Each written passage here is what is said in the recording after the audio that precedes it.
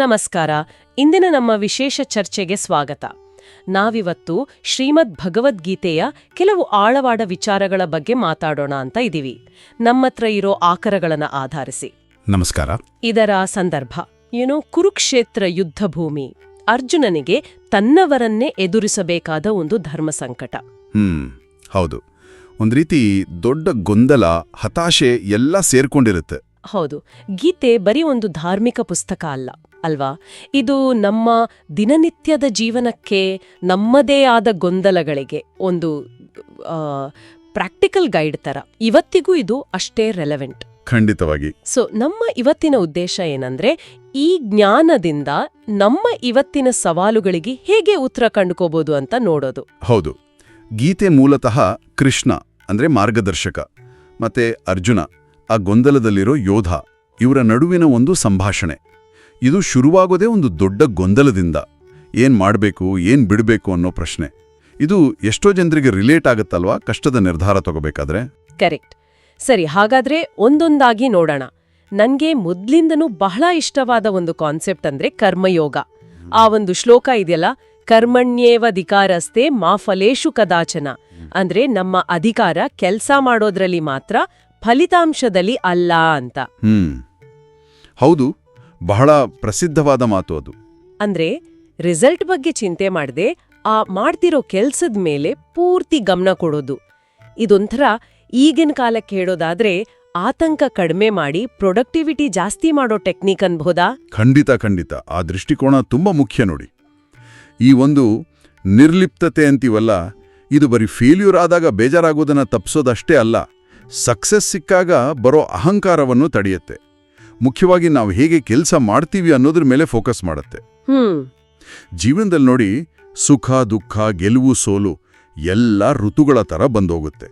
ಅದನ್ನ ಸಮಚಿತ್ತದಿಂದ ಸ್ವೀಕರಿಸಬೇಕು ಅನ್ನೋದೇ ಇದರ ತಿರುಳು. ಹೌದು. ಈಗ ತೋಟ ಮಾಡೋನು ಗಿಡ ನೆಟ್ಟು ನೀರ್ ಹಾಕಿ ಪೋಷಿಸ್ತಾನೆಲ್ಲ, ಆ ಪ್ರಾಸೆಸ್ನಲ್ಲೇ ಅವನಿಗೆ ಖುಷಿ ಇರಬೇಕು. ಹಣ್ಣು ಬಿಡ್ತೋ ಇಲ್ವೋ ಅನ್ನೋದು ಆಮೇಲಿನ ವಿಷಯ. ಹೌದು, ಆ ಪ್ರಕ್ರಿಯೆಯೇ ಮುಖ್ಯವಾಗುತ್ತೆ. ಈ ಸಮಚಿತ್ತ ಅಂದ್ರೆ ಈ ಈಕ್ವಿನಿಮಿಟಿ ಕಾಪಾಡ್ಕೊಳ್ಳೋಕೆ ನಮ್ಮ ಮನಸ್ಸಿನ ಮೇಲೆ ಒಂದು ಹಿಡಿತ ಬೇಕಲ್ವಾ? ಅದು ಬಹಳ ಮುಖ್ಯ ಅನ್ಸುತ್ತೆ. ಗೀತೆ ಈ ಮನಸ್ಸಿನ ನಿಯಂತ್ರಣದ ಬಗ್ಗೆ ಏನ್ ಹೇಳುತ್ತೆ? 6ನೇ ಅಧ್ಯಾಯದಲ್ಲಿ ಹೇಳುತ್ತಲ್ಲ, ಮನಸ್ಸೇ ನಮ್ಮ ಫ್ರೆಂಡ್, ಮನಸ್ಸೇ ನಮ್ಮ ಎನಿಮಿ ಅಂತ. ಅದು ನಿಜಕ್ಕೂ ಸತ್ಯ. ನನಗೂ ಅನ್ಸುತ್ತೆ ಕೆಲವೊಮ್ಮೆ, ಬೆಳಗ್ಗೆ ಬೇಗ ಎದ್ದು ಎಕ್ಸಸೈಸ್ ಮಾಡ್ಬೇಕು ಅಂದ್ಕೊಂಡ್ರೆ ಮನಸ್ಸು 108 ಕಾರಣ ಕೊಡುತ್ತೆ ಬೇಡ ಅಂತ ಹೇಳೋಕೆ. ಹೌದು, ಆ ಅನುಭವ ನಮಗೆಲ್ಲರಿಗೂ ಇದ್ದೇ ಇರುತ್ತೆ. ಮನಸ್ಸು ಅಷ್ಟು ಪವರ್ಫುಲ್ ನೋಡಿ, ಅದನ್ನ ಹತೋಟಿಗೆ ತರೋದು ಸುಲಭವಲ್ಲ ಖಂಡಿತ. ಆದರೆ ಗೀತೆ ಹೇಳೋ ಹಾಗೆ ಅದು ಅಸಾಧ್ಯ ಏನಲ್ಲ. ಅಭ್ಯಾಸ ಅಂದ್ರೆ ಕಂಟಿನ್ಯೂಸ್ ಎಫರ್ಟ್, ಮತ್ತೆ ವೈರಾಗ್ಯ ಅಂದ್ರೆ ಆ ಫಲದ ಬಗ್ಗೆ ಅಂಟ್ಕೊಳ್ಳದೆ ಇರೋದು, ಇದರಿಂದ ಮನಸ್ಸನ್ನ ಕಂಟ್ರೋಲ್ ಮಾಡ್ಬೋದು. ಅಭ್ಯಾಸ ಮತ್ತೆ ವೈರಾಗ್ಯ. ಹೌದು, ಅದಕ್ಕೆ ಬೇಕಾದ ಟೂಲ್ಸ್ ಕೂಡ ಇವೆ. ಧ್ಯಾನ ಮಾಡೋದು, ಒಳ್ಳೆ ಜನರ ಜೊತೆ ಇರೋದು, ಒಳ್ಳೆ ಪುಸ್ತಕಗಳನ್ನು ಓದೋದು, ಇವೆಲ್ಲ ಮನಸ್ಸಿಗೆ ಟ್ರೈನಿಂಗ್ ಕೊಟ್ಟಾಗೆ. ಮನಸ್ಸನ್ನ ಗೆದ್ರೆ ಸಿಗೋ ಆ ಇನ್ನರ್ ಪೀಸ್, ಮನಃಶಾಂತಿ ಇದೆಯಲ್ಲ, ಅದೇ ನೋಡಿ ನಿಜವಾದ ಸಂಪತ್ತು. ಖಂಡಿತ.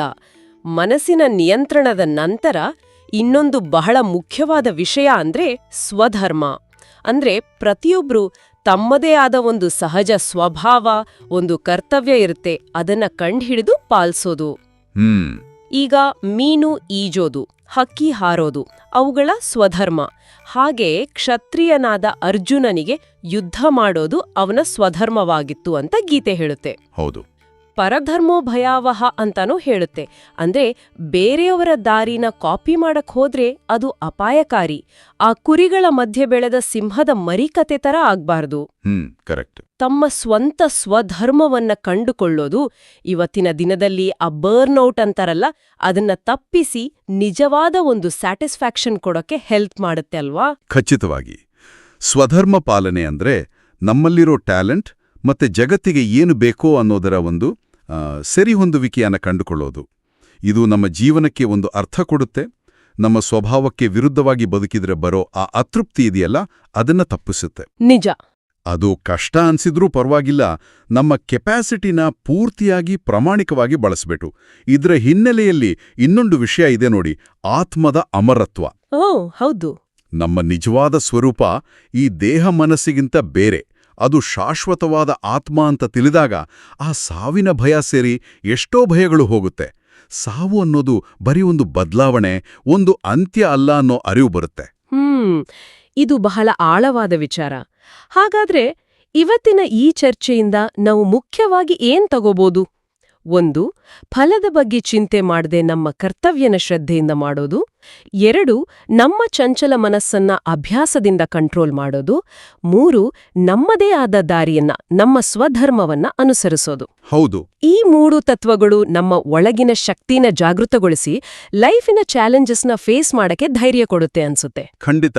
ಕೊನೆಯದಾಗಿ ಗೀತೆಯ ಆಕರಗಳನ್ನೇ ಆಧರಿಸಿ ಒಂದು ಚಿಂತನೆಗೆ ಹಚ್ಚುವ ವಿಚಾರ ಹೇಳ್ಬೋದೇನೋ. ಗೀತೆ ಈ ಜಗತ್ತನ್ನ ಮಾಯೆ ಅಥವಾ ಲೀಲೆ ಅಂತನೂ ಹೇಳುತ್ತೆ. ಅಂದ್ರೆ ಒಂದು ರೀತಿಯ ಭ್ರಮೆ ಅಥವಾ ಒಂದು ದೈವಿ ಆಟ ಅಂತ ಇಟ್ಕೊಡಿ. ನಮ್ಮ ನಿಜ ಸ್ವರೂಪ ಬದಲಾಗದ ಶಾಶ್ವತ ಆತ್ಮ ಅಂತಲೂ ಹೇಳುತ್ತೆ. ನಿತ್ಯದ ಸವಾಲುಗಳನ್ನ, ಸಮಸ್ಯೆಗಳನ್ನ, ನಮ್ಮ ಗುರಿಗಳನ್ನ ಈ ಒಂದು ಪರ್ಸ್ಪೆಕ್ಟಿವ್ನಿಂದ ನೋಡೋಕ್ ಶುರು ಮಾಡಿದ್ರೆ ಅವುಗಳ ಬಗ್ಗೆ ನಮ್ಮ ಗ್ರಹಿಕೆ, ನಾವು ಅದಕ್ಕೆ ರೆಸ್ಪಾನ್ಸ್ ಮಾಡೋ ರೀತಿ, ಅದು ಹೇಗೆ ಬದಲಾಗಬಹುದು, ಇದ್ರ ಬಗ್ಗೆ ಸ್ವಲ್ಪ ಯೋಚನೆ ಮಾಡಬಹುದಲ್ವಾ?